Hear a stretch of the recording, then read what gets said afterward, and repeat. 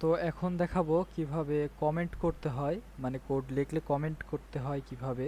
আসলে কমেন্টটা কেন ব্যবহার করা হয় সেটা আগে জানা দরকার। তো আমরা যখন কোড করি তখন কোডটা অনেক বড় হয়ে যায়। প্রথম আমরা ছোট কোড করব, কিন্তু পরবর্তীতে অনেক বড় কোড হয়। সেটা আসলে নিজের বোঝার জন্য যে কোন কোড কিসের জন্য ব্যবহার করেছি, এবং অন্যকে যখন আমরা কোডটা দিব সে যাতে দেখলে খুব সহজেই বুঝতে পারে যে এই কোডটা কেন আমরা ব্যবহার করছি। তো সেই জন্য এখন দেখব কিভাবে কমেন্ট করতে হয়। তো এখন এখানে কিছু লিখি। তো হ্যালো, কেমন আছেন আপনারা? আচ্ছা, এটা লিখলাম, এটা বিল্ড অ্যান্ড রান করে দিলাম, আউটপুটটা পাইলাম। তো এখন যখন কমেন্ট করব, কমেন্ট করার ক্ষেত্রে আমরা কিছু লিখলাম, দিস ইজ আউটপুট।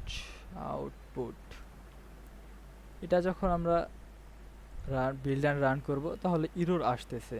তো আমরা তো এটা কমেন্ট হিসাবে রাখতে চাই। তো এটা কিভাবে রাখবো? এটা রাখার জন্য সিম্পলি ডবল ব্যাকস্ল্যাশ দিলেই হয়ে যাবে। এটা এখন কমেন্ট হিসাবে আছে। আরেকটা কথা, কমেন্ট কোড মানে কোডের ভিতর পড়ে না। আসলে কোনো কোড রান করতে কমেন্ট যায় দেন, এটা আসলে কোড রান করবে না, কমেন্ট হিসাবেই থেকে যাবে। এখন যদি আমি বিল্ড অ্যান্ড রান দিই, ওটা আবার রান হচ্ছে, কিন্তু কোডে আমি দেখতে পাচ্ছি যে এটা যখন কেউ কোডটা দেখবে তখন বুঝতে পারবে এটা আউটপুটের জন্য ব্যবহার করা হয়েছে। বা আপনি নিজের ইচ্ছা মতো দিতে পারেন কমেন্টটা। আরও কিছু শিখে নিই। যে এখন আমি যে লিখলাম হ্যালো কেমন আছেন, তো সেটা তো এক লাইনে প্রিন্ট হচ্ছে, যখন প্রিন্ট করছি তখন এক লাইনে প্রিন্ট হচ্ছে। এখন আমি চাচ্ছি এটা যদি 2 লাইনে প্রিন্ট হয়, মানে নিচের লাইনে চলে যায়, সেটা কিভাবে করব? এটার জন্য ব্যাকস্ল্যাশ এন, ব্যাকস্ল্যাশ এন দিলে এটা নতুন লাইন ক্রিয়েট করবে। তো এখন বিল্ড অ্যান্ড রান দিলাম, দেখেন হ্যালো, দেন ব্যাকস্ল্যাশ এন, তারপরে কেমন আছেন আপনারা।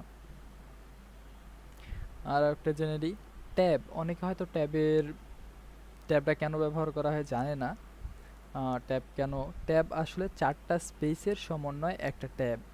হ্যালো এর হ্যালো কেমন আছেন, এই কেমনের পরে যদি আমি 4টা স্পেস দিতে চাই, তাহলে আমি সিম্পলি 4টা স্পেস এভাবে না দিয়ে ব্যাকস্ল্যাশ এন দিয়ে ব্যাকস্ল্যাশ টি দিয়ে দিলেই 4টা স্পেস হয়ে যাবে।